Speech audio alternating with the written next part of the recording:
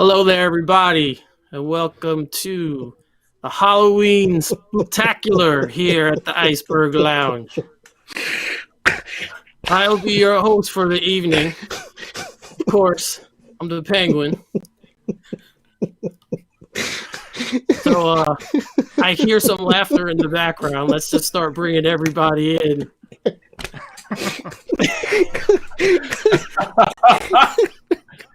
Oh man! Sorry, I can't. what are you laughing at? Pete's What's so funny? What are you doing? Huh? It's amazing. So It's good. better than Burgess Meredith. Hello, everybody. Welcome to the Iceberg Lounge. It's a Halloween special. Thanks for joining us tonight. As you can see, we're all kind of dressed up, all festive, all ready to go here. Pete thinks my costume is hysterical. I think it is as well. But It's incredible. so as you know, I'll just go through this very quickly. As you can see, my co-host from Straight Outta Gotham, and he's been on I think every episode of the Iceberg Lounge. We have, of course, Mr. Peter Vera. Pete, what's going on, brother? Oh man, it was hard to keep it together. That was great. That was absolutely amazing. Oh my god! Wow, that's a great costume. It's incredible. Oh man, Thank you. Nothing else to say. That's it. I'm at a loss for words. Who are you dressed up as? I'm a dead terrorist from Die Hard. There we go. I see the shirt now. Okay. Yeah. All right. Love it. Love it. That's awesome. So we have two guests on the show that people know. People will obviously know from this area, and we just saw both of them, but I'll introduce each one. First, we have from the Batman Book Club, Mr. Ryan Lauer. Ryan, what's going on?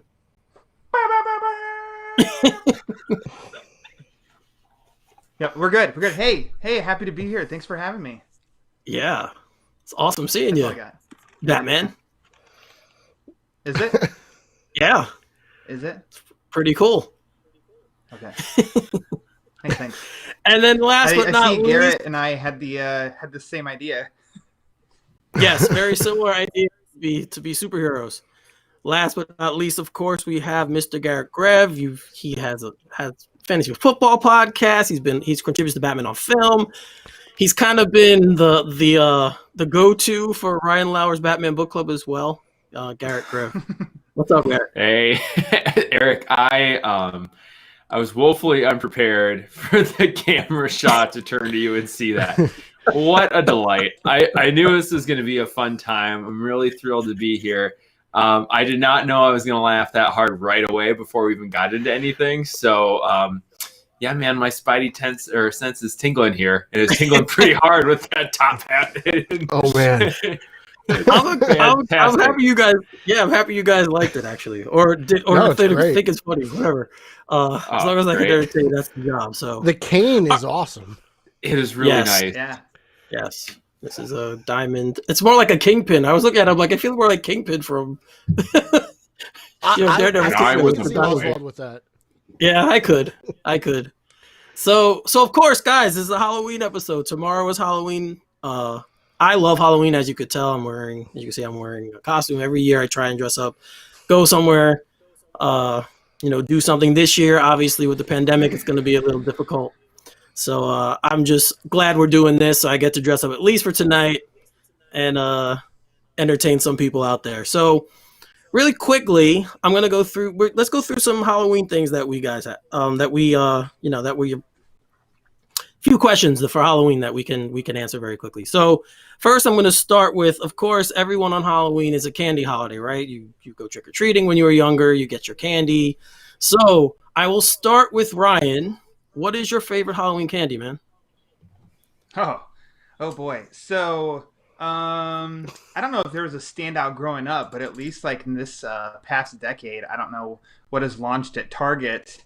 It's called it's like a box of boogers candy. They're gummy candies. What? They only come out around Halloween. They're $1, and they are delicious. And that's my Halloween candy right now. Are they green? Now Yeah, they're green and they're yellow, and it's like not your something gummy. Like it's all sorts of punny, and it's delicious gummy candy. Garrett, you should know all about this. If not, get on it. The delicious gummy candy, box of boogers.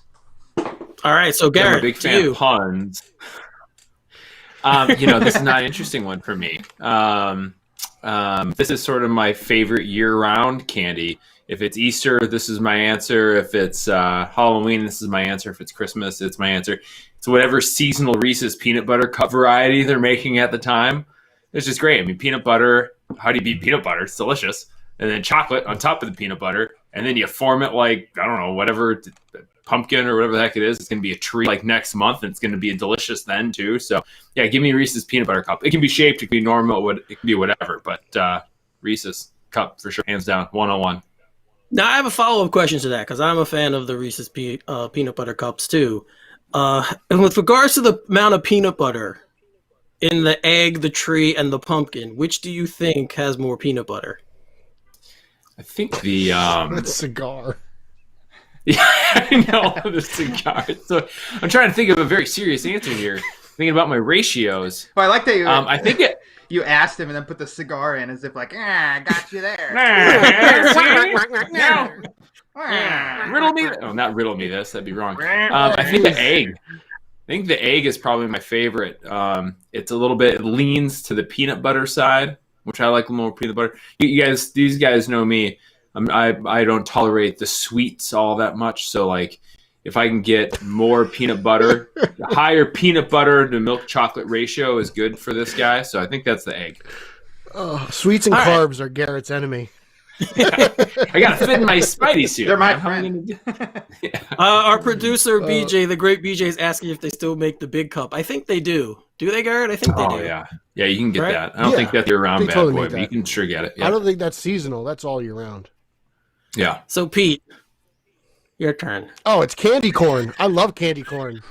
Candy corn is amazing. It's so great. It's just straight up sugar. It's amazing. It's probably the second greatest seasonal candy behind Peeps. That's true. I never knew you were a monster. What? Candy corn and Peeps. I said, I never knew you were a monster. This is insane. How have we been friends this long? And I just now I'm finding out you like candy corn and Peeps. Where do you keep the bodies, man? Peeps.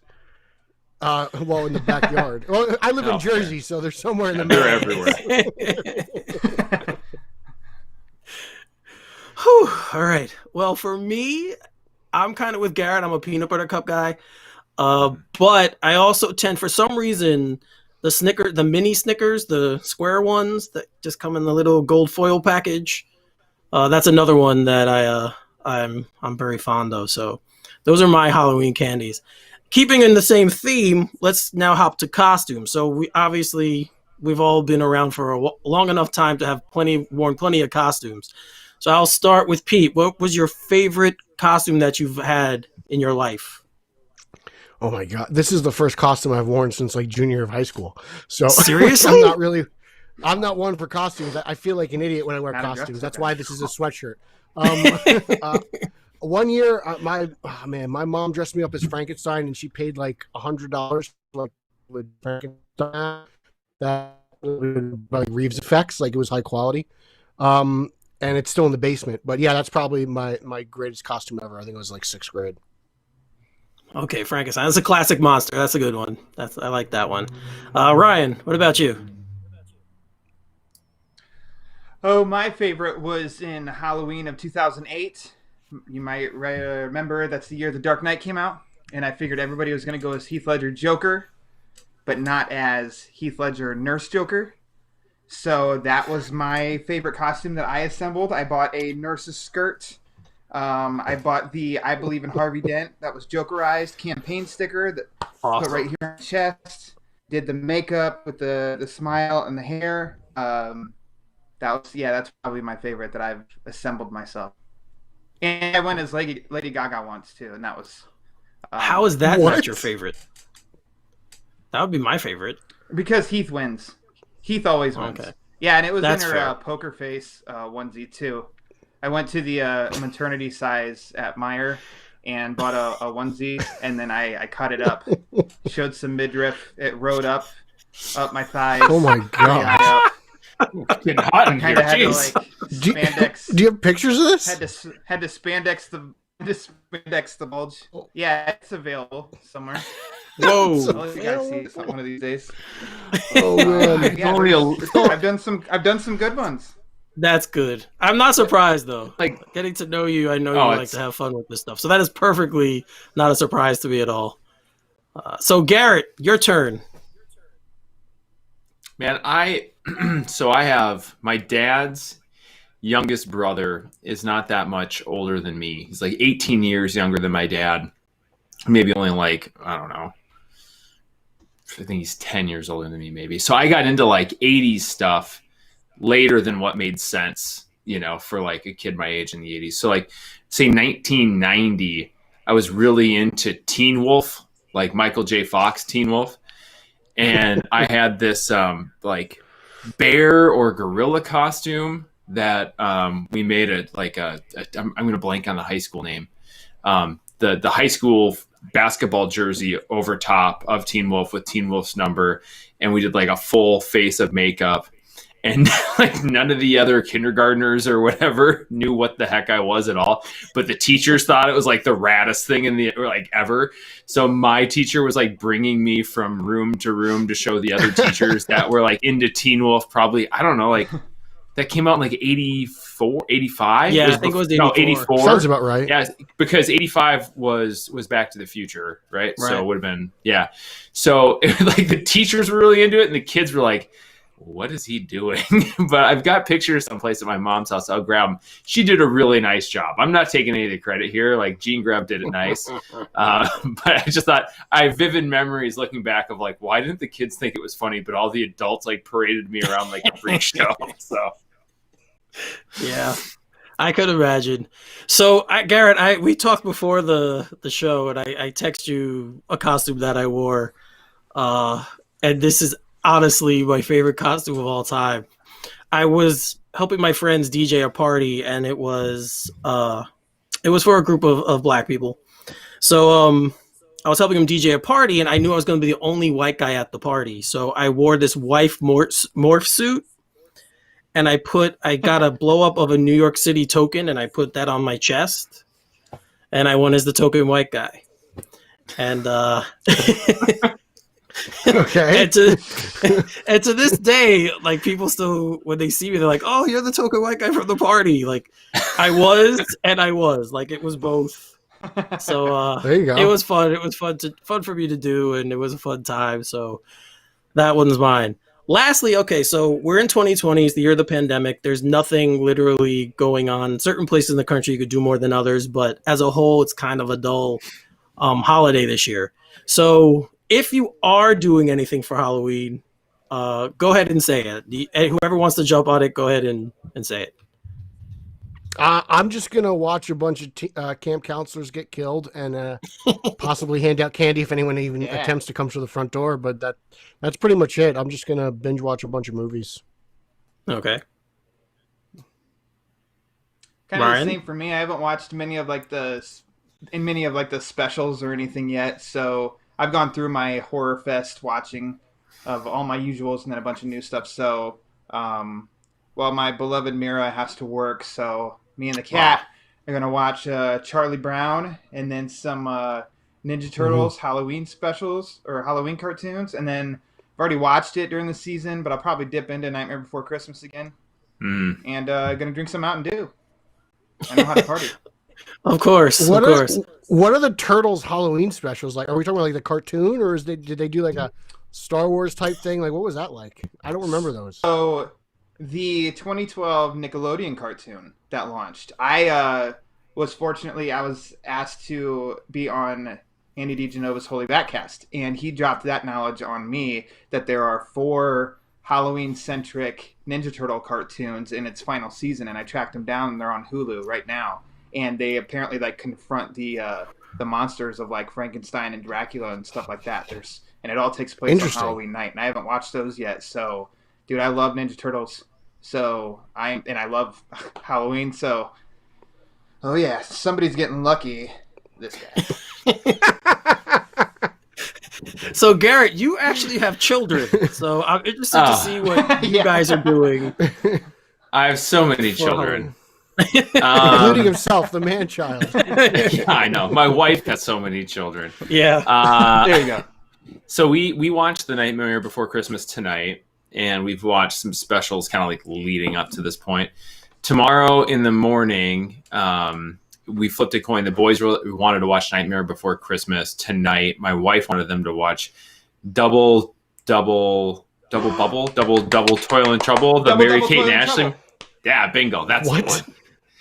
So yeah, I watched that this year already. They're gonna watch that after breakfast. We have like friends that live down the road from us that are also like very particular about activities and stuff. So we felt safe to do stuff together. So we're gonna go, and they have stuff planned in their either backyard or in the house, depending on what the weather. It's supposed to be a very warm 50 degrees in Minnesota tomorrow, and the snow has melted that we've had up here. So we think we can do some stuff outside. And then we'll have like a little bonfire, make some s'mores, and probably watch another. I don't know. I'm very intrigued by these Ninja Turtle specials that are on Hulu. That sounds like a delightful time. And then go to bed, and I'll try and talk my wife into watching Scream or something. But she doesn't like horror movies, and I'm pretty particular about. Yeah, I don't like them extra gory. Go to. Scream is kind of a Lauer. I know where you were thinking. You'll try to. Well, this is after a lot of kids. We are after 10 o'clock, so you wife. Can, you know. Hey-o. Yeah, it is after 10, so you can go there on this show. It's an adult show, so you can say what you want to say. But no, that actually sounds like a fun day. This year, I have no idea if I'm doing anything. Obviously, I'll watch some horror movies tomorrow, but I usually go to a party. But again, because of the pandemic, where no one's having any, which makes sense. Or else we might have a lot of zombies running around. So, we just I'm just gonna bypass the celebratory part of it, and just stay home, probably watch some movies, eat some candy. We normally don't get trick-or-treaters here anymore. I don't know why, but this is not a big trick-or-treat, and I doubt this year will be any different. Might even be worse. But we always buy the candy, so I have tons of candy. Someone's got to eat it. So this guy will eat it. So that works for me. All right. So as always, we have topics to discuss. We have superhero nerdy topics to discuss. So let's just roll right into that one. So we got an announcement a few weeks ago that in early 2021, DC is actually going to publishing a new lineup of titles, comic titles, and they're calling this DC Future State. So the creators involved with this 2-month event will be John Ridley, who was Academy Award winner. He wrote he was a screenwriter for 12 Years a Slave. Vita Ayala, Becky Cloonan, Joshua Williamson, and Nicola Scott. So I think I'm gonna start off with me because I am not anywhere near the comic reader that you guys are. So I'll start off with me and say, for me, I'm really interested in this. It seems very different. It's gonna be something new and fresh, and I'm always down for new, fresh, and different. So I'm really looking forward to it. So, but Pete, I'll start with you. What do you think about this, and are you excited for it? Geez, am I excited? No. Am I going to give it a shot? Yes. I mean, anytime they do these events where Bruce Wayne, there's 2 new Batmen, and the only thing coming over from 5G is the Luke Fox Batman. So it's just, I'm kind of more excited for everything outside of what takes place in the Batman world. The Green Lantern and Flash stuff interests me. I believe there's a Flash with cybernetic legs or prosthetic legs. So that's kind of interesting. Like, how does that hold up? Just with, running really fast and not melting as that cigar. But it's interesting. I'm glad it's only 2 months. I'm glad it's not like a New 52 experiment where it's going to take 5 years, so if it stinks, we're going to be out of it really quickly. And that's pretty cool. But there's some things I'm excited about. There's some things I'm really nervous about. But I'm gonna give it a chance. I'll see what happens. But it's just weird because I just don't want to spend a whole ton of money on something I'm not gonna like. That's my biggest issue. Okay. All right, so Ryan, we heard about this news first at Fandom that John Ridley was on Fandom and he said that he's going to be doing something new with Batman with the character. So first of all, as I said before, he's an Academy Award-winning screenwriter. So how do you feel about him writing this? And you, as the man for the Batman book club, what do you feel about the new take? Well, Are we? I echo some of Pete's sentiments. Hey, go ahead. You're still there. Go. Can you hear me now? Yeah, yeah. Oh, okay, cool. I echo some of Pete's sentiments. I'm glad that it's short as like a trial run. For me, I'm not excited. For him, he's a very capable writer, and so though I don't think it's going to be anything less than good. It's just not going to be my cup of tea because I want Bruce under the cowl. If it's not him, then I'm okay with Dick Grayson under the cowl. Outside of that, it's gimmicky, and I don't really care. I mean, unless he brings in John Blake, to take the cowl over. I'm just not really all that interested in it. So I'm glad that it's just going to be 2 months. Yeah, it can be good. It can just be because I don't care about Fox. I haven't. I won't. I don't need to just give him a shot because you're supposed to give people shots. Or just I don't care. Okay. Well, not a very positive room with this specific future state. I'm not getting a lot of positivity here, but that's fine. That's okay. So Garrett, there's a list. We all had to look at the article that we saw this from. There was a list of things in there. There were some anthologies. There's a monthly miniseries, and then some one shots. Does anything stand out to you that you're looking forward to? Anything on the list that you might want? It out.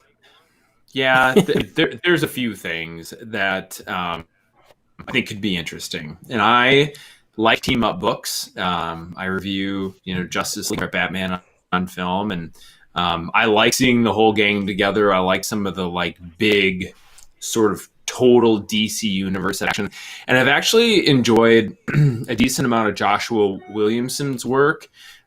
He's written some stuff for Batman, Superman, and Justice League.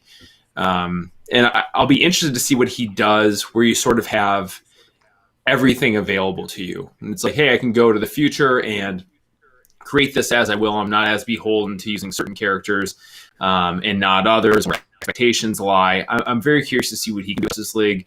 I'm going to be reading it because I'll be reviewing it. So I am looking forward to that. And to be quite honest, for a while now, Justice League hasn't really been, the Justice League book that we'd expect, at least probably the last 2 months as far as team dynamic. So it's not going to be a real jarring change. At least, we'll see how the rest of this year wraps up beginning in January and February. It's probably not going to be like this. Oh, hey, where are the heroes that I'm used to? Where's the normal cast of characters? Why am I dealing with these different versions of these characters? If anything, it could be getting back to normal a little bit more, even if the people aren't the same. The costumes or the titles might be similar. So we'll see. But I'm interested in that. Green Lantern, I think, is probably the thing that I don't know what it is. And it might be the sci-fi aspect to Green Lantern. And it might be that a core element of the characters is that there's, thousands upon thousands upon thousands of Green Lanterns, right? Mm-hmm. So you sort of have that built-in background knowledge of, Bruce is Batman because of Bruce's trauma and Bruce's mission. So I agree, it gets gimmicky when it's not Dick or, I don't know, really just Dick for me. But once it's anyone else, it becomes weird. With Green Lantern, we already know that there's a ton of different Green Lanterns. So to see where that goes, yeah, I know what I said, guys. Dang it. To see where that goes, I think I'm super open to that from a conceptual standpoint. Filthy perverts. One question I have is, what is a monthly mini series? Is that a weekly book? How often, when does this book come out? It's an interesting term. Usually comic books come out monthly to begin with. So a monthly mini series is what, 2 issues? I'm that Green Lantern is, thing. Yeah. It looks like it's two issues on Green Lantern. So I don't know. I would assume. And Suicide Squad also looks like it's 2. The Immortal One looks like it's 2. There's a few that are 4. So I think that's your bi-weekly books. I imagine like the publishing timing on those stays the same. But there's been some switches. Justice League used to be a bi-weekly book, and now it's just down to monthly. So, I'd have to take a look at the list, but it seems like we are going to get some titles that just publish once in January and once in February. And it's not a mini series. It's 2 issues, guys. Let's not celebrate too hard. Maybe it'll be twice as long. Maybe hopefully it'll be oversized, but I'm just looking at the list here on my Apple TV, and I'm really pumped for Ram V and his Swamp Thing Future State book. He's been killing it on Catwoman, and he did a really good job for the Swamp Thing Halloween Spectacular. So if they're anything like that, then I'm really pumped for that. I mean, I think that guy's really killing it.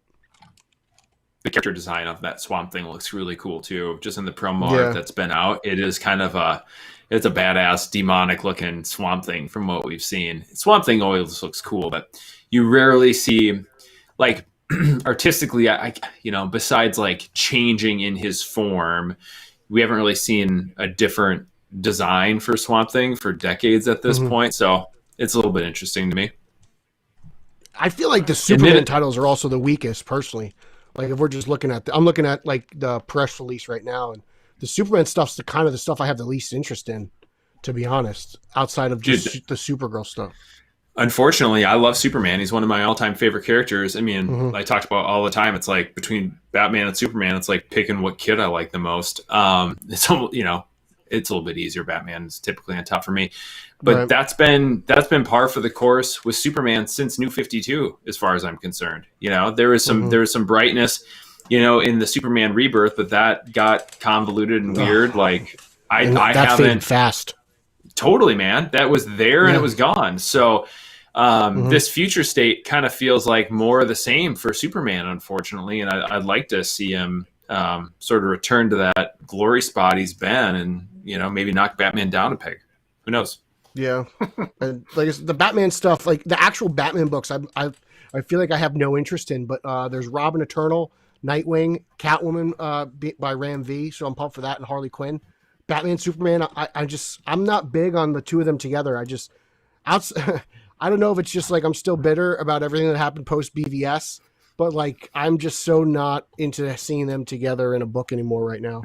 That's just me. And I love BVS. I was pumped for BVS, but everything post that kind of hurt me. So I don't know if I'm just kind of still dealing with like, I don't know, PTSD from that, all that crap.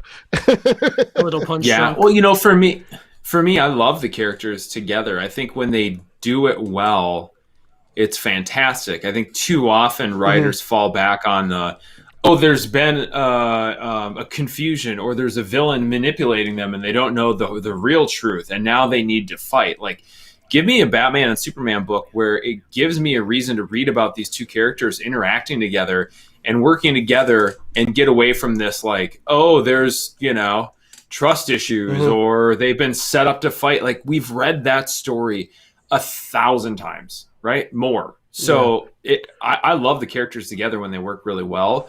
Unfortunately, I think people get stuck in that rut too often when they're writing them for comics or movies. I mean, I feel like Morrison was at the height of that whole Justice League stuff. Like when he was writing it, I feel like that's like the gold standard. And recently Rebirth Snyder did a great job.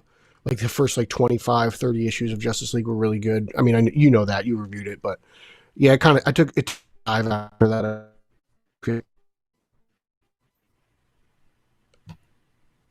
Oh no. Well, I'm back.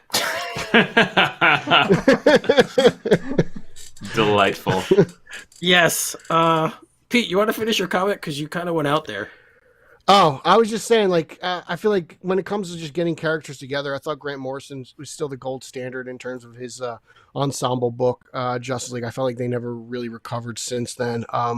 But like the first 30 issues of Snyder's Justice League run for Rebirth are really solid, and Garrett knows that better than any of us. But yeah, I'm just happy that this whole Future State thing is just a real flash in the pan, to be honest. Like, there was so much going on when they did the New 52, and this kind of feels similar. It's like, let's change things around and do something different. And it's a little weird for me. I mean, I'm all about, just trying new things, but like outside of like Terry McGinnis or even Dick Grayson, like having someone else's Batman, it doesn't really do it for me.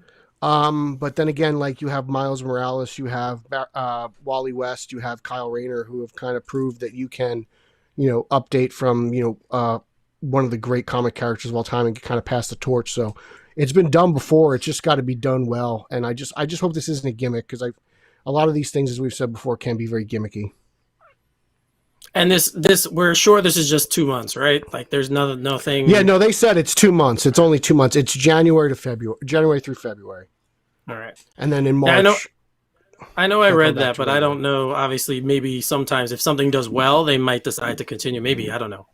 Yeah, man, that's a thought for me, because otherwise if there isn't the potential of that, it's sort of like you're inviting your regular readers to take a couple months off. It's just going to be like, hey, there's no chance this goes on or has any other implications. Well, then like maybe I save, $80 over the course of a couple months or more, depending how many titles you're buying. Well, it'd be more because they want you to buy all these new books, right. That's more than $80. We're talking like $4.99 a book. An oversized book is probably what, $5.99, $6.99.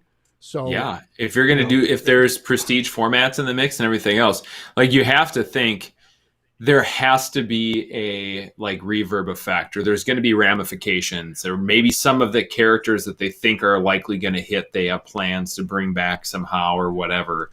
But as far as like, recreating the whole universe, yeah, I'm glad that's only happening for a couple months. I don't need to do that for another 5 years or something like that. Yeah. So it'll be interesting for me again. I'm not the reader you guys are, so you guys are definitely have a lot more invested. But for me, I like new things. You guys know that. I like when there's new, fresh takes on characters and new, fresh takes on things. So I'm looking forward to it. I'll probably pick them up and give them a shot. I'm kind of with you guys on Batman. I usually don't, it's not cool when it's not Bruce, but I'll give it a shot. We'll see where it goes. So very quickly, I'm going to promote the cocktail I made for tonight. It is called the Purple People Eater. I'll post it on the Straight Outta Gotham Facebook page, and I'll tweet it. If you guys want to give it a shot, it's very tasty. I love the name. What does it taste like? Got to buy the ingredients. I'm going to make that bad boy. It tastes like complete joy. That's what it tastes like. It's like sugar. I was waiting in hopes that you'd ask what we were all drinking so I could show you guys what I'm pouring. Go ahead. I know what you're pouring. We all Okay. know what it is already. Oh, yeah. Is it straight And I know Mountain what he's Dew? going to pour it into. Oh, yeah. Oh, that's different. I thought he was going to pour it into a Batman Forever mug, but it's at least No, a Batman mug. Those are in Indiana and I'm in Chicago, so Is this a straight Mountain Dew? There's no alcohol in this. It's just pure do the dew. yeah, straight. How are you supposed? That's how you're supposed to drink dew. All right. I'm sorry. Okay. He just got Oh, I messed it offended. Yeah, he's like, you heathen. All right. Of course, Eric. Damn. Oh, I'm sorry. That's a sweet looking It's glass. a little preview for tomorrow That's very night. nice. For a sweet looking drink. Yeah. I'm just All drinking right, It's water. no purple people eater, but there you go. No, this is really good. I put I've got some sugar purple on the beer I'm drinking. around the glass. Go ahead, Garrett. Show. What are you drinking? This is a toppling Goliath Pseudo Sue. It's a delicious Dinosaurs. IPA. Oh. And it they actually they work with the Field Museum in Chicago. Ryan, hey, that's where you are. That's where they, the big T-Rex there is Sue. So that's where they kind of do some partnership with them and support that. It is from my college town of Decorah, Iowa, but I pour it in a delightful Minnesota glass because we like to stay polite around here. I got some This bowl and basket spring water from ShopRite. Oh, So it's Oh my god! a couple Pete's the bouncer, teetotalers so and he me can't and drink. Eric. Yeah, right. Pete's the bouncer of the lounge, so he can't drink. He has to stay hydrated in case Yeah. anyone tries to get I'm in. just, Well, he's got it. you're not supposed to drink sugar or eat sugar when you're on the air. Oh, Peeps are Lord. delicious. Put them in the microwave. This drink bed is loaded with sweetness. Oh, boy. Oh god! But, Garrett, you will try it. You will try it. Oh yeah, man. 70s. I've got some 70s Vikings jerseys and various signed memorabilia down in the. Where's your John Randall jersey? My John Randall jersey is right across from me, looking at me, old 93, baby. This basement has got a lot of Purple People Eater Pride going on. I wasn't around for it, but as I said, I have an uncle that's like 10 years older than me, so I learned about all the legends growing up. Oh, you see, BJ is not a fan. I did. That's what I just saw. It feels like Boo Vikings. There's got to be I don't know. He's Tell him who you're a fan of, BJ. Green Bay guy. Oh no. Yeah. He's from Wisconsin. Border battle this weekend. We'll see what happens. Anybody could win this year. So. All right. So moving right along, we'll keep up with our next topic. So it was reported in the Hollywood Reporter that Michael B. Jordan is boarding Warner Brothers and DC Static Shock movie as a producer. So he will join Reggie Hudlin on the feature project that was first revealed during August DC Fandom event he'll produce via Outlier Society, his Warner's-based banner. The project centers on Static, who first appeared in 1993's Static #1 via Milestone Comics, a now-defunct company founded by Black writers and artists to help make comics a more inclusive space and which had distribution through DC. A decade later, the hero was revived for the Static Shock animated series, centering on Virgil Hawkins, a teenager who transforms into a superhero who gains electromagnetic powers after being exposed to strange gas. The series was noteworthy for being the rare animated show to be headlined by a black character. The hero made his way to mainstream DC Comics, to the mainstream DC Comics universe in 2008. So, Ryan, do you think adding Michael B. Jordan to this production will help promote this movie? Absolutely. As DC fans, we're used to announcements of movies and shows, but then they just disappear and we never get them.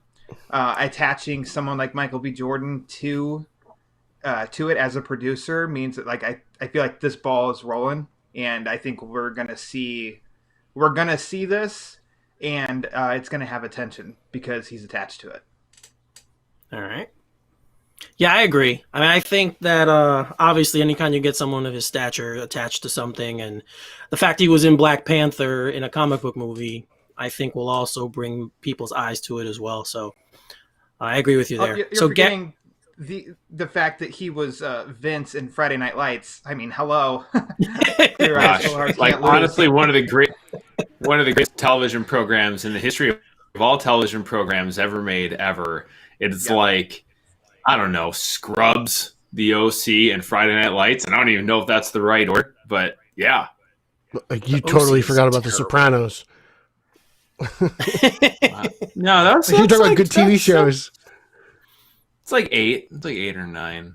That might be too gory for Garret. You got to remember. You got to remember who we're dealing with here. The Sopranos might be a little bit too bloody and gory. Oh my God, man! I watched The Walking Dead for like 7 seasons. I can hang. What? Okay. Wow, done. True story. Surprising, right? I just started season 9, actually. Oh, Pete, I don't know how you're doing it because I gave up on that after season 7. So. Even before season 8 was pretty good, actually. I thought. I mean, it's part of my horror binge, but season 9 is kind of weird so far. I'm not gonna do with The Walking Dead what I did for Gotham. I'm not doing that twice. So we're not going there. All right, so Garret, the Static character. Are you a fan of it? Do you know it? Have you read it? And do you watch the cartoon? I never really watched the cartoon. I oddly enough had a small assortment of Milestone collector's cards. Like, I want to say they were like part of a Skybox set of DC General stuff back in the day, and that a few issues, because I had those. I picked up a few issues of the comic. And, read it and was like, oh, it's a comic book. I'm a kid. I lived in small town, northern Minnesota. I had very limited access to comic books. I think I picked them up at my grandma's house. So I was like, yeah, this is great. I have something to read. Cool. And then I just never went on with it. Never really kind of picked the character back up. I've seen it on DC Universe. Infinite now, I guess. But I haven't revisited it. This makes me interested. It's kind of like, when there's a band that's coming to town and it's a smaller venue, you're not super familiar with all their songs, but you can download some of them and listen to it so you're ready for the concert if you want to go. That's kind of how I feel. Like, this makes me want to go back and revisit some of that stuff, because I'm not like, that built-in excitement fandom thing isn't there. I'm Right. on almost all these comic book properties, when something's going to be a movie, for the longest time it was just like a pre-sold ticket. Like, you make it, I'm gonna go. Nick Cage, you're doing a Ghost Rider movie, you got me. Here's my $11. Like, like whatever it was. And now we're living in this time where it's like, oh, there's so much stuff. Well, not now, not 2020, but you know what I'm saying. So, when this comes out, I will likely go to it. I'll be interested to see, rating and tone, because it could be something I bring my boys to. Just based on age of character and subject matter. So, color me excited. Don't color me like a diehard fan from back in the day or anything like that, though. Intrigued. You're intrigued. There you go. And Michael B. Jordan is great. I mean, I think he is one of the most charismatic actors around, and he's been a part of enough big productions that you think he knows how to make some smart choices here. I wonder if he'll throw himself into the film some way. Some role. I don't know. Again, that hasn't been reported, but I wonder if he'll find his way into the movie somehow as some part. Mm-hmm. So, all right. So Pete, obviously we saw what Black Panther did for the MCU and how that kind of had a black superhero presence on screen. Do you think Static Shock could do the same thing for the DC universe? I'm not sure. Just because we were teased Black Panther in Civil War and then I believe Infinity War before Black Panther. Is that correct? Is my MCU timeline proper? Like Infinity War came just before Civil War. Just Civil War. Just Civil War. So we were able to see him a little bit. So he was kind of exposed, whereas this we're kind of going in cold turkey, and it's like, I feel like it's kind of similar to like having Nolan produce a Superman movie. Like, you expected people to buy it and, dig into it and really be excited for it. And, Man of Steel obviously has its critics, so I'm not sure. But yeah, I mean, I hope I would like to see Static Shock make an impact. I was a big fan of the character in the comics when they came out. It was probably the only milestone character I actually really cared about. I just thought he was cool. His outfit with the ball cap and just like the whole black leotard and him just flying around on a manhole cover. Like, there was just something about him that just was really different and really unique. So I was all about it. I didn't really get into the cartoon that much as I was kind of older. But Right. I'm pumped for it. I mean, Michael B. Jordan is a name, so we'll see what that does. But we'll see. I'm not so sure just because we're just diving into it, and I just wonder, personally, me, if they were going to try to do a diverse character, I mean, I would have loved to seen Steel. Like, I say this all the time, I love John Henry Irons. That's the character Steel. I would have. A real Steel, not like Shaq trying to make a movie. Like, I want to. It's like saying that we got Steel's like, well, we've also had like 7 other Batman movies. Like, You're right. You could read Catwoman had a standalone movie. What are you talking about? Man, geez, that's horrible. Catwoman's horrible. But yeah, no. But I mean, I'm all for it. He's a new character. It's fresh. It's something that not many people probably know about. Steel.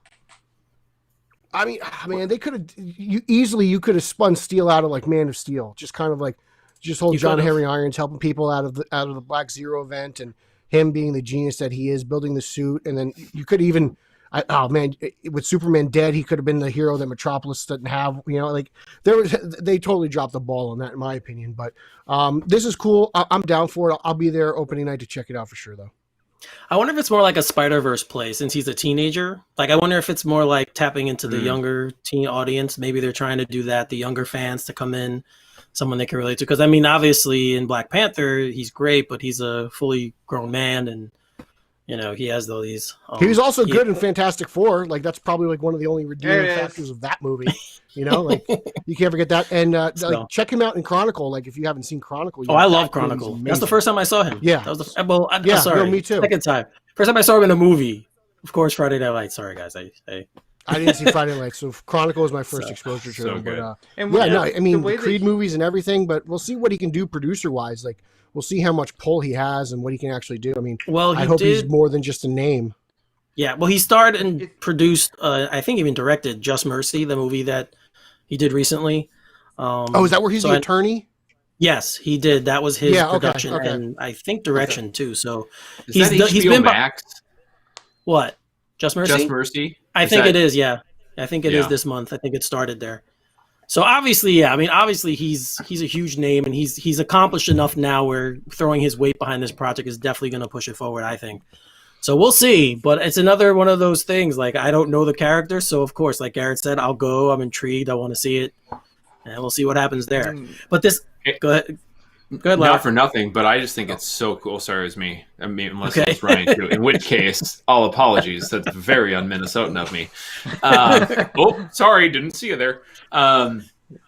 It's nice to. It's yet another talent crossing companies, right? So we've seen Michael Keaton, DC, Marvel, hopefully back to DC, and Michael B. Jordan, and then there were some rumors about him for Superman with the Cal Earth Val-Zod. Yeah, Val-Zod, right? Earth, whatever. Was that the New 52 Earth 2 Superman? I can't remember what Earth they called that. Yeah, it was Earth 32. And then there's Calvin Harris, who's the president.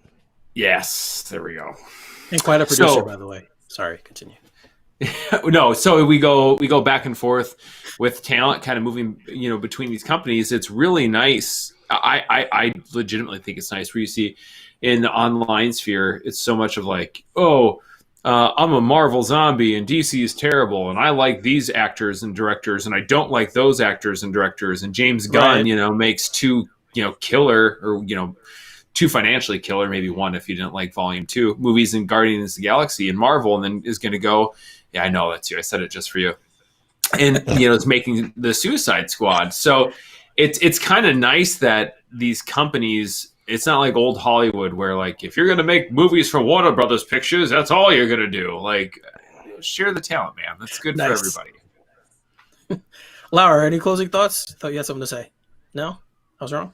Yeah, I just kind of have faith in Michael B. Jordan and his power, because he definitely persevered when he was living in poverty there in Dillon, Texas. And the way that he led his team to state championships and Friday Night Lights. So I think this guy, he's got what it takes. So that's all.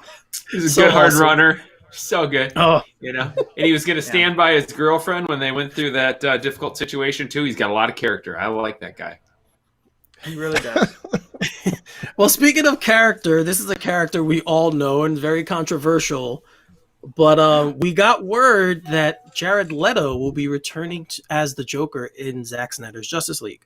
So obviously we know he played him in 2016 Suicide Squad, and it was reported by The Hollywood Reporter that he will be joining Zack Snyder's Justice League. It's kind of noteworthy. It's going to kind of tie in the original Suicide Squad film now to whatever comes next. With this universe, because it seems like from what we're getting from HBO Max definitely has some kind of plan to do something with these characters. I don't know what it is, but it sounds like they're going to be doing something with them.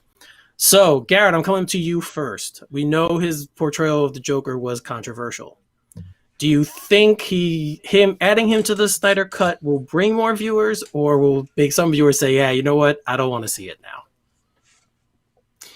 Yeah, it's so hard to say, right? Because I've talked about this before. Suicide Squad, it's a lot of hate, and it was a movie that I actually enjoyed. And you could see the stuff in it that could have made it even better. Like, it was a guilty pleasure for me.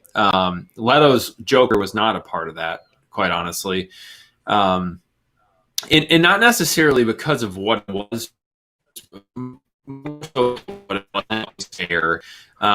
He was doing a very particular thing with this. So the challenge is, while it was a well-received movie, it was a financially very, very, very, very successful movie, particularly given the fact that it didn't, have the major characters from the DC universe, aside from a cameo from Batman in 7 minutes of Leto's Joker when it was all said and done. I think it might have been 13, but yeah, not a lot, right? No.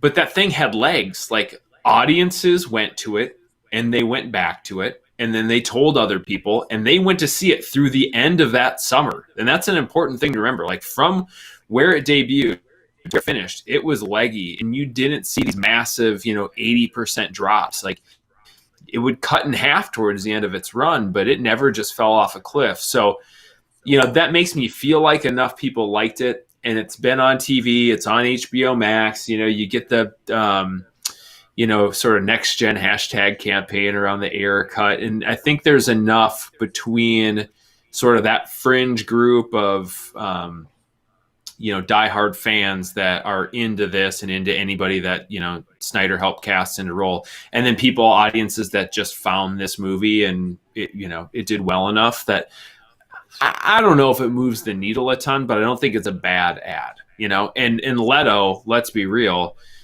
He's a very accomplished actor. I don't think this is his greatest work, but he can do really fantastic work, and he's still a pretty big name. So yeah. I think there's enough of a draw there. It adds enough of a bit of a kind of a prestige get for the project that it's more than worth doing, even if it might not be wholly necessary for, tacking on whatever this is to the Snyder cut or the Jack Snyder Justice League, whatever the hell they're calling it now. Yeah, I mean, like you said, he has his own fan base too, and there's a Jared Leto has to Mars, right? He has a band, 30 Seconds to Mars, so that could just bring more people to watch this as well. But I'm wondering if there are any diehards that are really gonna be like, nah, I don't know. We'll see what happens. Reno, well, he's probably not. Says he won't watch it. Yeah, he says he won't watch it anyway. So, all right. So Pete, the article says, like I said, it adds Leto. He's tying it to Suicide Squad. There's also been rumors that Margot Robbie may have a role in Zack Snyder's Justice League as Harley Quinn again, which would be crazy because I feel like that's all she does now. But anyway, do you think we might get any other members added? Maybe Viola Davis's Amanda Waller or no? I think Leto. And if it's Margot, it's Margot. I think it'll stop there. But like, here's the thing: when it comes to this movie, like, I'm done trying to figure it out. I'm done trying to predict things because everything you say, something else happens. And, it's whenever Zack Snyder's Justice League comes up, it's always something completely opposite of what everyone's been talking about for months. So who knows what the hell's actually really going on? At one point we never thought this thing was going to happen. And now now it's not even the Snyder cut. It's its own complete different thing. It's a 4-hour TV show. That's 100% accurate. Who knows at this point, but I'm happy it's coming out. I'm excited to see more of Leto. I thought he got the short end of the stick in Suicide Squad, so I'm pumped. I didn't hate the casting. I didn't hate the interpretation. I didn't think there's enough of it that I saw to actually hate it. From like the 7 minutes or the 10 minutes from the extended cut, I'm just intrigued because I want to see more of it, and that's really where I stand. But I'm excited he's coming back. I can't wait to see it. Just whatever the hell it is. I'm wondering what's going to happen in the additional photography. I know it's only a week of the movie, a week of additional photography. So I wonder what they can actually do. But it sounds cool. Like, I'm all for it. And I just can't wait to see this thing, to be honest with you. Yeah, I'm one of the people who actually likes Suicide Squad. At least the first 2/3 of it, I really like it, and I liked his portrayal. So I'm in the same boat as you. I would love to see Viola Davis added, just because I think she's phenomenal. But I just don't know where she really fits. Yeah, I don't know. Well, she's her role could put her in some kind of advisory role, but we'll see. We'll see what happens. So. All right, Ryan. So I left this question for you because I think you're the perfect person to answer it. So we're having Leto's Joker back in Zack Snyder's Justice League. Do you want to see him face off with Ben Affleck as Batman, as we know now he is going to be in as well? Well, I don't know how they're going to be inserted into a movie that's already finished. But, I mean, if they can make that happen, why not? It's a Batman versus Joker clash, I mean, we didn't get to see that. I mean, we don't need to see that every couple of years because then it won't be the showdown that a Batman versus Joker is supposed to be. Right. So, I mean, if they're doing, quick shoots and stuff, I don't see that they're going to be having some kind of really big scene. I don't know Jack. Okay, none of us know anything. And I just don't see for such a quick, filming, like they're not choreography of an epic showdown. You know what I mean? Like, I just don't see that. I think we're all getting excited when it's going to be, oh, look, there he is. He said a line. And then that's kind of it, which is fine. That's fine. But I would have liked to had them construct a showdown between the two that was integral to whatever, Right. If it was supposed to be in Suicide Squad, David Ayer wanted that specifically in there for a reason. If it was meant to be in Justice League, because Zack Snyder wanted it there for a reason, I don't expect some big epic thing, but I mean, sure, yeah, I'll see it. Yeah, I think that's the one thing people are most upset about, especially Batman fans who liked Leto's Joker, that we didn't get to see them to interact at all. So I hope we get something, even if it's something small. I think it would be cool, but we'll see what happens. I really just want this. Yeah, it's the biggest letdown about Affleck's Batman in general is just the fact that he's a Batman who hasn't really faced any Batman villains. Like, he's fought Doomsday and Steppenwolf. He's fighting aliens. He's fighting, demons of apocalypse. The closest we got to it is he punched Margot Robbie in the face. He came after Deadshot really quickly, and then he rode on the top of a car. So it's weird because, like, as much as I love Affleck's Batman, he's the one Batman who hasn't faced a Batman villain yet. He's faced more Superman villains than anything else.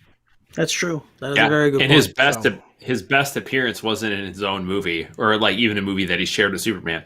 The best Affleck Batman for my dollar is for the 5 minutes that he's in Suicide Squad.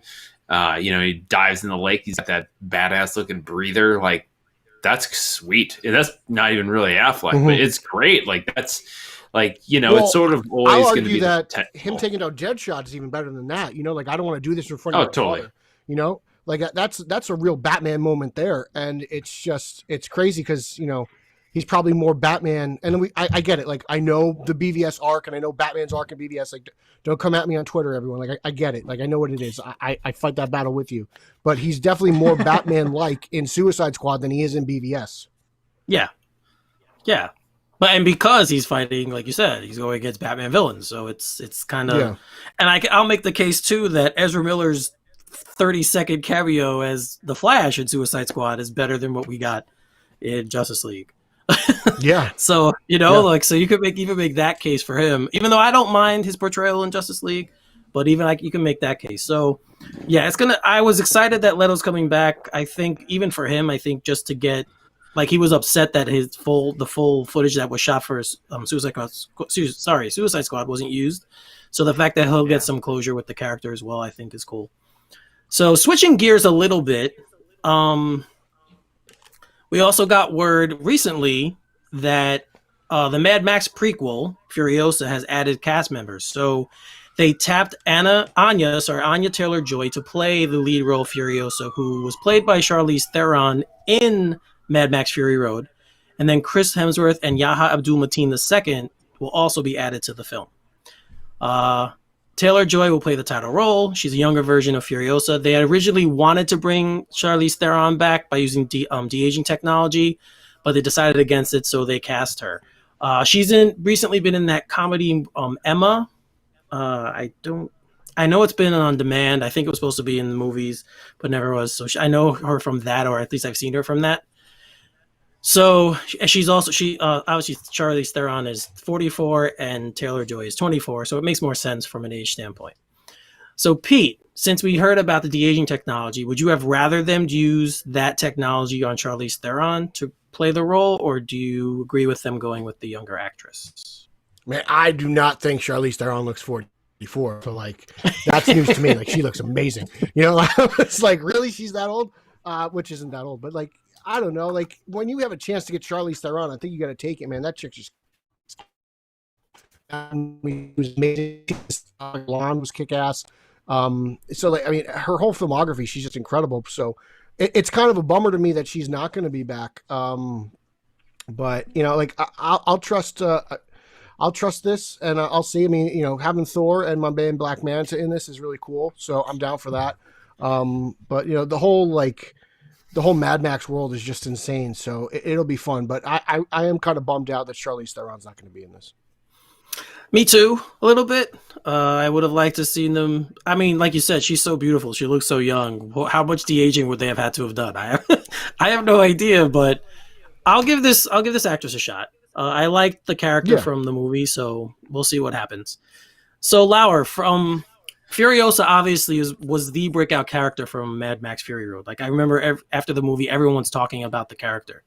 So they give a little bit of a fleshing out of her backstory, but not a lot. So are you interested in her backstory enough to go see a movie about her? Specifically her, not so much. Like Mad Max Fury Road was special for me because it was the first Mad Max movie I'd ever seen, and I didn't know what to expect, and I just thought, man, this movie is freaking nuts. And it wasn't because of like, man, I was just so attached to Furiosa. It was more or less like the spectacle of it, you know? Right. So it's kind of like I liked it so much that if we never got another one, which I don't see a future where that doesn't happen or where that we don't get one, I'd be fine because it's just like my feelings are contained with Fury Road, and I loved it because it was so unique. I mean, and this isn't just like for her. If it would have been like, oh, a prequel of Tom Hardy's character, you know, and stuff, and it's somebody else's, I'd kind of be like, I don't know that I really care because I wasn't so emotionally attached to any of the characters as it was. It was just like the spectacle of what they were doing on screen that really got me over. So I'm not saying that I won't see it or anything. It's like it's a thing of I'll wait and see when they release a trailer how it looks, and I'll go from there.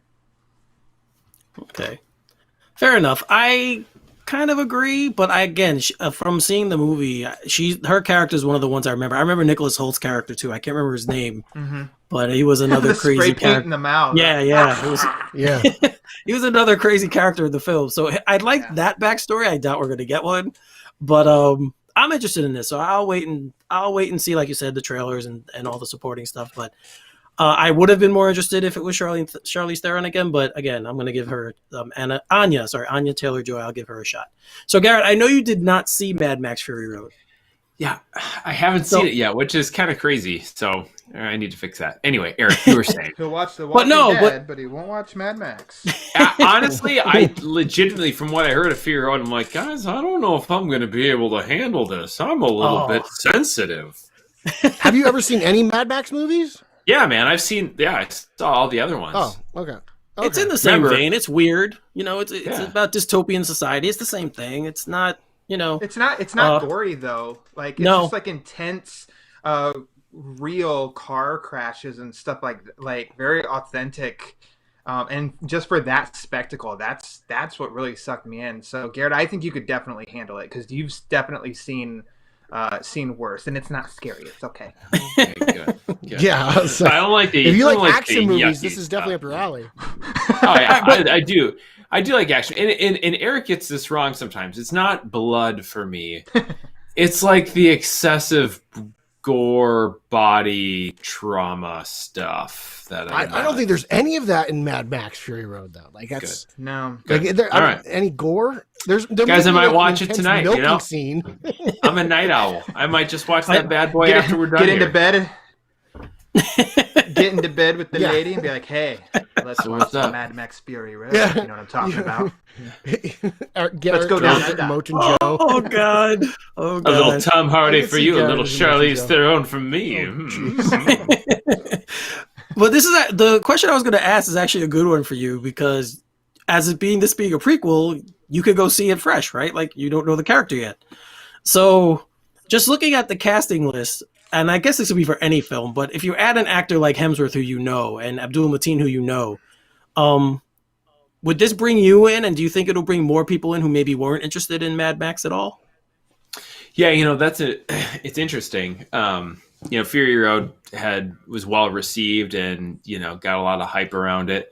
I'll say before I get to that, I actually really like the fact, as much as I think Charlize Theron is just, you know, a dandy young lady, all the way back to Reindeer Games. I was a really big fan of hers. Dandy. Oh, yeah. I know why you like Reindeer Games. Because of Ben Affleck. Because Affleck's in it. So handsome. Yeah, exactly. But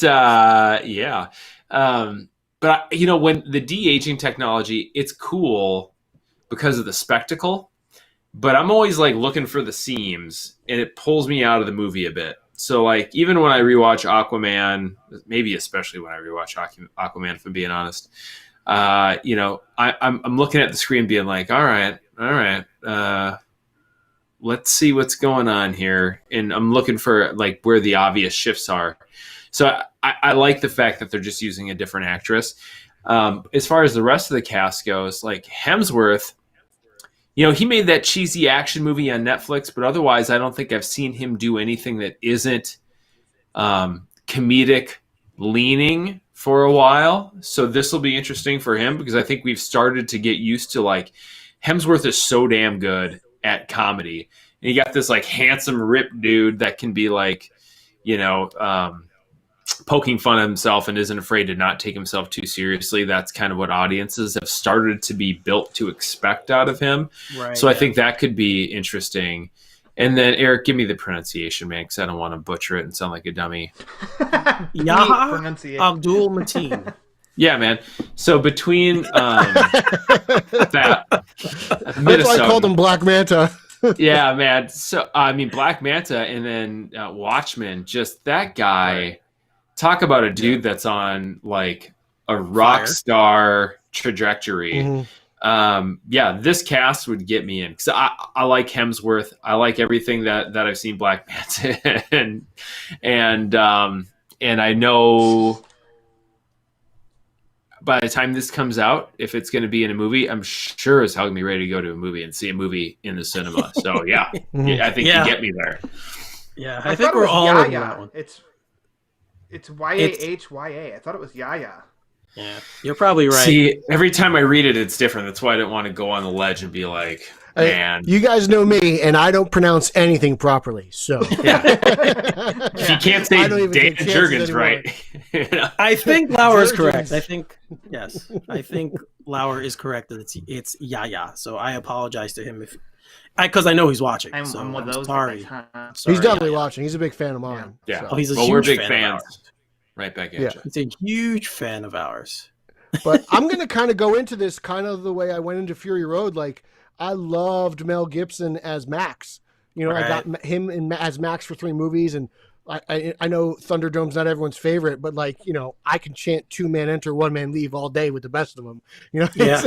I love that scene. So like when I heard Tom Hardy, I was like, okay, this is different, but like I gave it a shot. I mean, I was really into it. I still haven't seen The Irishman, so I don't know how good the de-aging technology is, but it worked pretty good for the Ant-Man movies, right? Like, I mean, it is Michael, right? Michael Douglas.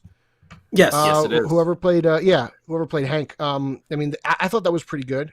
So we'll see. I mean, it could only get better by now. I mean, that movie was made a couple years ago. So we'll. Yeah, I'm sure the technology's been updated. Yeah, and they did it for Michelle Pfeiffer in that movie too. It's definitely definitely come a long way. But I would have loved to see them do it with Charlize because, again, outside of her being really beautiful, she's a really good actress as well. So it'd been cool. And she's someone said Atomic Blonde. I think Pete, that might have been you.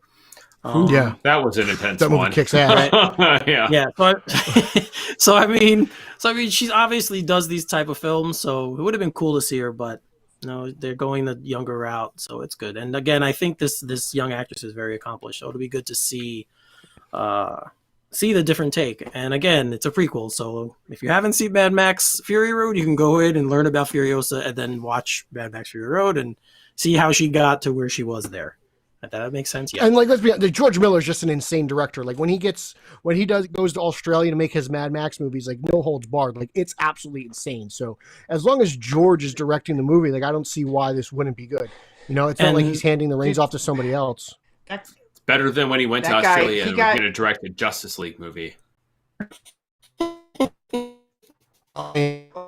to tap dance in 2 movies. So this guy is an accomplished director. Oh, they're notoriously difficult to work with. I only hear Garret giggling. And he's old. He's really old, though, guys. I don't know how many more of these he's going to be. He's 73. So's Clint. Yeah, dude. Man, as long as his brain is still able to be creative, I think he's got this. Let's be honest. Oh no, I fully expect it to be good. I'm just saying, I hope Eric, that. No, you hate elderly people, Eric. We all. I heard it. Yeah, what do you got against the old folks, You Eric? do not like elderly people. Is that why you moved I'm out of gonna be Florida? canceled. That's a penguin. You No, probably now we're hated gonna have Burgess to- Meredith in the Grumpy Old Men movies too. No, I love man, that guy. So good. He was awesome. He didn't like Mickey Mickey. and Rocky, so. No, Mickey, love Mickey. Gotta love Mickey. Come on, Rock. I think you know someone. Yeah. That's it. I'm gonna be canceled now after this show. Cancel me. We'll be canceled all over the place. Gaia is talking to WB now. He's like, Eric is a jerk. Dude, these guys couldn't pronounce my name, and then they said a bunch of ageist stuff. I think the oldest guy among them was the worst one, if I'm being honest. It was a weird And then thing. my token white guy costume too. Oh man. Oh yeah. Pretty soon there's going to be an article in the Hollywood Reporter about us. Yeah. No one's going to Hey, retract it either. Whoever,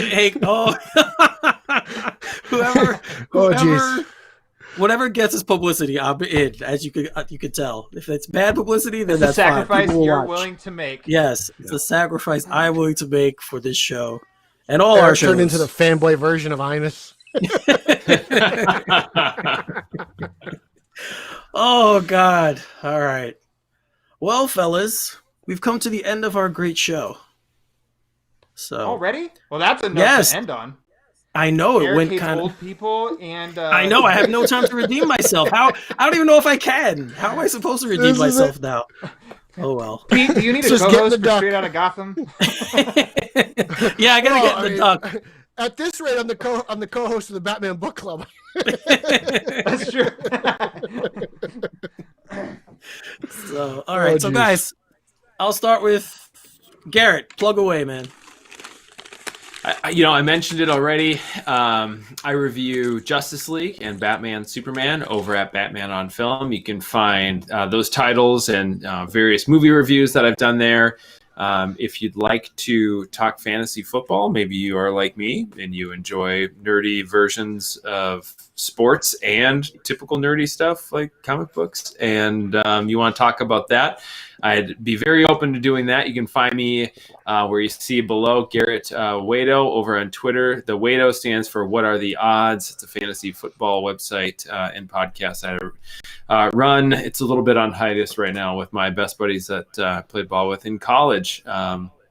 Otherwise, you can find me over on the show I'm sure Lauer's going to plug. We just talked some Halloween stuff, which is apropos for the season and the time. If you'd like to check out the recent episode on that, we talked Batman Little Gotham. Over on Twitter, you'll hear about how I have a bunch of kids all the time. This was a little kid-ish appropriate issue of a Halloween story with Batman. So I will plug my appearance on Ryan's podcast. How about that, Ryan? All right, Ryan, go ahead.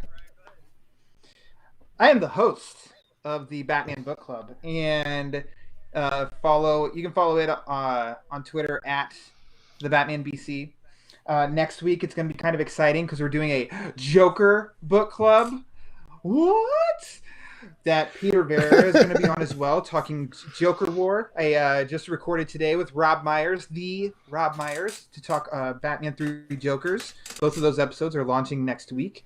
And yeah, Pete has taken residency on that show. Garrett basically is too. I think between both of them, that's half the episodes right there. Eric never wants to be on, and after hearing his true comments tonight, I don't want him on again. And I also write reviews on Batman on Film, and I've taken over the Batman titles. So James Tynion the Fourth, who all of us love dearly. I will have the review for his next issue up next week. So I'm all about Batman. I live for Batman. We could tell. The costume gives it away, so we could tell. All I right. got Jack Skellington underneath though. Oh, do you? Oh, that's awesome. Yeah. I love that. You could pose as Jack the Punisher. Skellington. I've got Batman underneath my Hey. Spider-Man. Prove it. Yeah. Ooh, yeah, nice. the Batman. Okay. Yes. The Batman. Yes. Indeed. Hallelujah. Timely Batman. He has timely Batman. Recent. Yes. Very recent. Mm-hmm. All right. So to my partner in crime, Pete. You can follow me on all social media. That's Twitter, Instagram, and Zack Snyder's favorite Vero at Pete Illustrated. Don't forget about the show that Eric and I host, Straight Outta Gotham, on Instagram and Twitter, straight_O_G. And do not forget to enter in our monthly contest for our giveaway. We have an autographed copy of Scott Snyder's All-Star Batman #1. There's one more day left to enter in the podcast contest. All you have to do is rate and review our podcast on Apple iTunes or Apple Podcasts to enter. And, that we will mail you your prize pack, which contains this amazingly awesome Scott Snyder book, which I was there to see him signed. It comes with a certificate of authenticity from Main Street Comics. So it is the real deal. It is not fake. It is not a trick. It is all treat. So please enter the contest and please try to win. All right. So you guys can catch me. You see my Twitter handle and my Instagram handle at finally33. That's final spelled finale 33. You can also check us out, as Pete said, at Straight Outta Gotham on Twitter as straight_O_G. You can also check us out on Facebook. We have the Facebook show page and the Facebook group page. The show page, again, has stuff about Straight Outta Gotham, the show, and things we're doing. The group page is a discussion area for the fans of the show to go there and discuss things. We also have recently launched Straight Outta Gotham tonight, and we will be doing another one of those soon. It's another live show like this one, where we discuss timely topics of the week, and we have guests on as well. I believe Ryan has been on once with us, so he's been there, and hopefully we can get Garret on as well with us, so you can see him again as well. All right, I think that's all. So I want to wish everyone out there a happy Halloween. I know it's rough this year, guys, but if you can celebrate, do it safely, and just have a great time. I love this holiday, and I hope you all do too. So in closing, I'm going to say, for Ryan Lauer, Garret, Grev, and Peter Vera, I am Eric Holzman. This is the Iceberg Lounge. Thanks for watching, and we'll see you next time.